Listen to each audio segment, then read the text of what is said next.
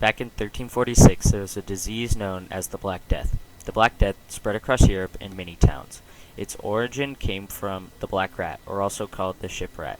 If a person was infected by the plague, their body would swell in the groin, on the thigh, the armpit, and the neck. It would only take on average 23 days before a person dies from the plague. As it swept across the country, infecting and killing millions, it had a very heavy mental effect on those who were surrounded by the suffering. The people's reaction to this time of great sorrow can be studied today for how we should react if such a thing were to occur again. Death went from one end of the earth to the other. When the plague would reach a new town or city, the people would suffer from the plague until everyone died or moved on. The Pope at Avignon locked himself in a room, allowing no one to approach him. The wise teachers and physicians of the time could only say that it was God's will that started this plague, and that they were being punished.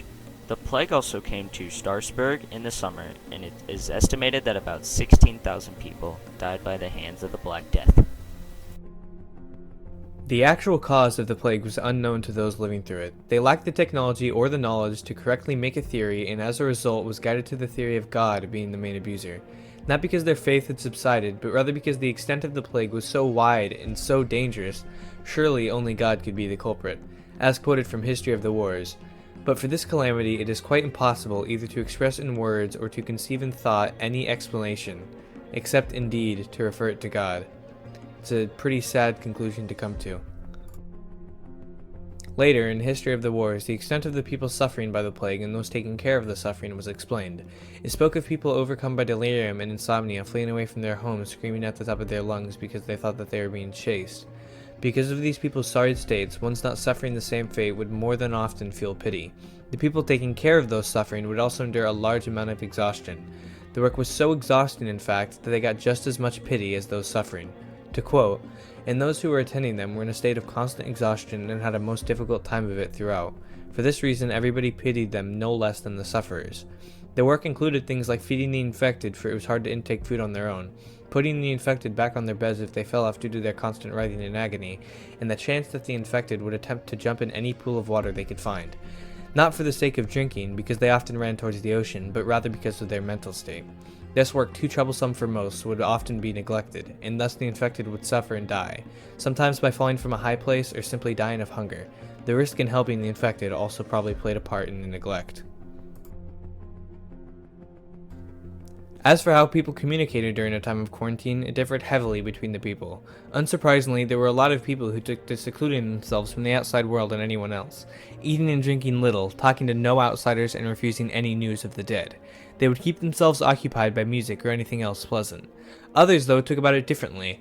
They believed that, as quoted from the Decameron, drinking beer, enjoying oneself, and going around singing and ruckus raising and satisfying all one's appetites whenever possible and laughing at the whole bloody thing was the best medicine. They went from tavern to tavern every day and every night, drinking as much as they saw fit, only speaking of positive things. They would even often go from house to house. Parties like these were common because everyone was acting as if they were going to die soon, and in a way, they were correct.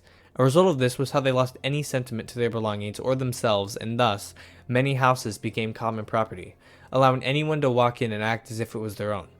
There was one more group of people, however, who lived in the middle ground between the first two. They did not restrict their access to food, nor did they indulge in it as much as they wanted. They rather only had it when they needed it. They didn't dissolve themselves like the second group through parties, but lived their lives as they usually would. They didn't lock themselves inside, but instead freely walked outside, holding a posy of flowers in their hand, occasionally smelling them to soothe their mind from the stench. There was also people who opted to run from it all to the countryside. This quote from the Decameron sums up the thought of those people pretty well. Huge numbers of men and women abandoned their rightful city, their rightful homes, their relatives and their parents and their things, and sought out to the countryside, as if the wrath of God would punish the iniquities of men with this plague based on where they happened to be, as if the wrath of God was aroused against only those who unfortunately found themselves within the city walls, or as if the whole of the population of the city would be exterminated in its final hour. No matter which type of person you were, however, didn't determine if you lived, but many people did fall ill, and in the case of falling ill, it was rare you'd have much help. When you fell ill, being abandoned was common, and as a result many people would die each day. Thus, customs arose to deal with the dead bodies. The custom followed for a loved one's death that is still used today was thrown away for a new one. For those of the upper class, it changed in the way that instead of a mourn of the recently deceased, parties would be raised where people would drink away their sorrows. It also became rare for someone to be carried to the church of their choice, but rather the one closest. Those located in the middle class had it different, however. They would usually die alone with no one around them to care for them, such as the servants of the upper class. Their death would be realized by their neighbors before anyone else because of the smell. Those neighbors would gather the corpse and leave it outside on the street, where it would be gathered by funeral biers or by some other means. Streets would constantly be littered with corpses. So many people were dying, in fact, that everyone became desensitized to death. This is explained well in this quote from the Decameron. Things had reached such a point that people cared no more for the death of other people than they did for the death of a goat.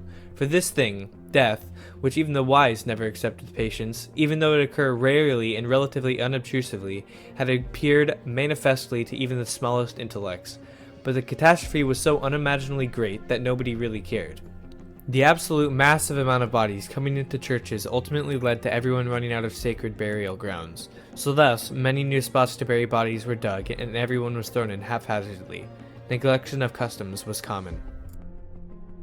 Death from disease was a constant fear of the people living in the Middle Ages. In the early part of the 14th century, there were outbreaks of typhoid fever, dysentery, and diphtheria. In 1316, about 10% of the population died from these three diseases. These deaths often reflected social conditions, especially poor sanitation, which became an increasing problem with the growth of towns. There was a new disease that the people had no immunity to. It has been described as the worst disaster in the history of the world. The disease, which was later known as the Black Death. When the Black Death hit an area, there was a strong temptation for people to flee their town or village as quickly as possible. This created hostility from people living in the other villages or towns. The people feared that the new arrivals would bring the disease with them. Many villages and towns became deserted. Sheep and cattle would wander fields and eat the crops that the people have planted. When a person would get infected with the plague, they had a 60% chance of dying within 2 to 5 days. Doctors could do very little to nothing at all when it comes to helping those who were suffering. The most common treatment doctors did was bleeding and washing the bodies of the sick in vinegar. Many people tried different options to heal the sick. Some believed that God was all-powerful, and they assumed that praying for the sick would help them. It was believed that one way of avoiding the plague was to punish yourself for your sins before you caught the Black Death. Some people took part in these flagellant processions. This involved people whipping each other in public. Up to 500 people would march into town, where they would start beating their own backs with iron spikes until they were covered with bleeding wounds. Many historians have found it difficult to calculate the number of people who have died during the Black Death because of the lack of documentary sources. The Jews, under suspicion of poisoning the wells and causing the plague, were also massively persecuted and burned at the stake.